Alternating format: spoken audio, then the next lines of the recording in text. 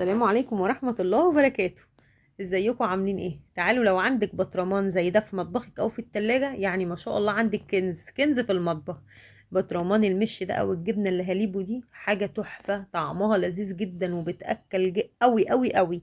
يعني لو جبتي طبق من ده على معلقتين طحينة وطماطميتين كده، مش قادرة اقولك قد ايه هتاكلي حاجة حلوة قوي. نبدأ كده ونقول بسم الله ونصلي على الرسول عليه الصلاة والسلام. تعالوا ما نشوف عملنا الحاجات الحلوة دي قوي ازاي. البطرمان ده خطير خطير، يستاهل يكون في المطبخ.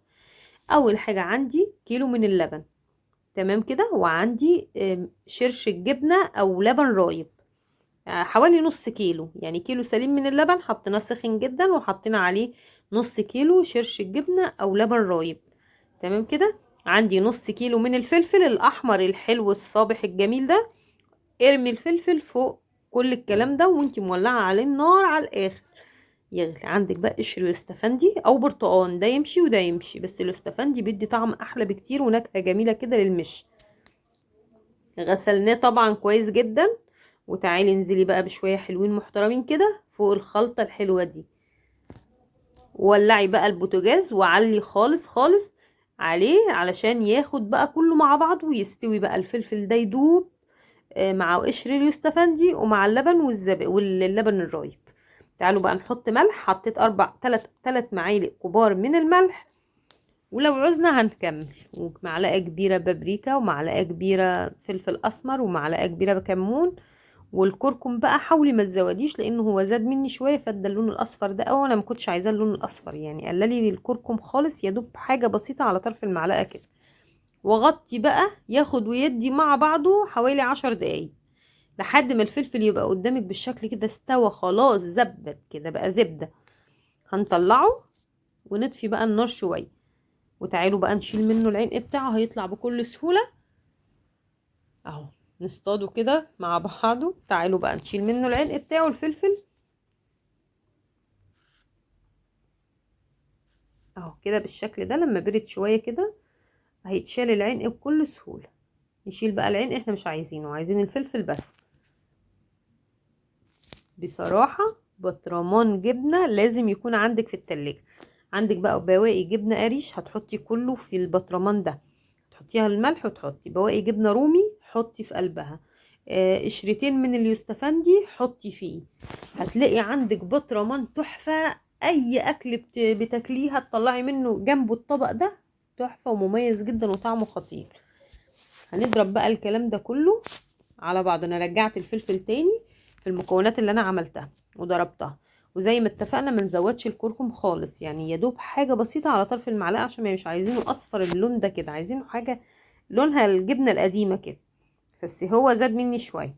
خلاص ضربت كل القشر اليوستفندي مع الفلفل مع اللبن والزبادي.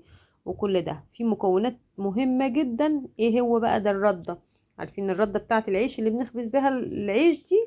هنحط كوبايه كبيره منها على المكونات بتاعتي دي وانا مولعه النار. ده المش السريع، ده المش السريع اللي هناكله على طول تاني يوم. وعندي نص كوبايه من العسل الاسمر، تمام كده. ودي عندي الكسبه دي بتتباع في السرجه من عند الراجل اللي بيبيع عسل اسمر او طحينه. هتقولي له عايزه كسبه للمش، هيديكي بتبقى بالشكل ده. لو مفيش بقى ومعرفتيش تجيبيها، ممكن تحمصي معلقتين 3 سمسم وتضربيهم في الكبه بتاعه الخلاط كويس قوي، هتدي نفس الطعم. خلاص انا كده هنا بدوق، لقيتها عايزه ملح تاني. طبعا انتوا عايزين عارفين المش عايز يبقى حادق حادق بزياده، يعني طالع في الحدق شويه. حطيت كمان معلقتين وكده زي الفل. غلي بقى معايا غليان حلو قوي قوي كده على البوتاجاز. خلاص كده هطفي عليه بقى. انا كده هسيبه بقى واطفي عليه خالص لحد ما يبرد.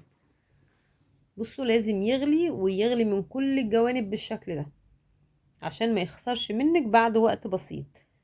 اهوت كده بقى تمام زي الفل. بصوا تقل تقل بقى معايا الردة مع المكونات اللي انا حطيتها، خلاص بقى تقيل. والفلفل بقى طعمه اصلا طعمه يعني لما بدوقه كده وهو في المرحلة دي طعمه لذيذ جدا. واحنا طبعا لسه ما حطيناش فيه جبنة ولا اي حاجة.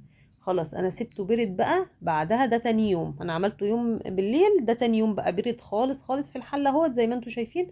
هعبيه بقى. تعالوا في بطرمان يكون حلو كده ومعقم برضو ونضيف وناشف خالص تماما مفيش فيه ولا نقطة مية. وتعالوا نعبي بقى ايه المكونات دي. السليم اللي لسه في المش ده انا ده قشر يستفندي وانا حطيته من غير ما اضربه بالهاند بلندر، يعني انا حاطه قشرتين 3 كده سلام اهو. بصوا كده هننزل بقى بالشكل ده وبقى تقيل، وطبعا هيتقل تاني اكتر، لسه هنحط فيه جبنة هيتقل تاني اكتر. وكده تمام وزي الفل. تعالوا بقى عندك الجبنة بقى القريش كده، نصفي كل ده. الحدق بتاعه حلو طبعا ومظبوط كل تمام زي الفل كده. بصوا شكله تقيل خالص كأنه مش بالظبط. خلاص كده عندي ايه الجبنة القريش بتاعتي انا كنت عاملاها اهيت. هنجيب شوية ملح وشطة، انا حطها تتصفى في المصفى خالص من المية وكنت حاطة عليها ملح. اخر مرحلة بقى احط عليها الشطة والملح واغرقها بالشكل ده وانزل في البطرمان. حطي بقى فيه جبنة قريش زي ما اتفقنا، جبنة رومي، عندك جبنة اسطنبولي، اي بواقي الجبنة اللي بتبقى في التلاجة حطي بقى في البطرمان ده. وحطي عليه بقى خرطي فلفل كمان عليه. يا سلام، الفلفل الاحمر الشطة ده بيدي طعم تحفة تحفة تحفة. وصلتوا بقى معايا لحد هنا، يا ريت ما تنسونيش في سبسكرايب لقناتي على اليوتيوب للي اول مرة يشوف القناة، ولايك وشير للفيديو، وكومنت حلو كده او تعليق حلو منكم. استودعكم الله واشوفكم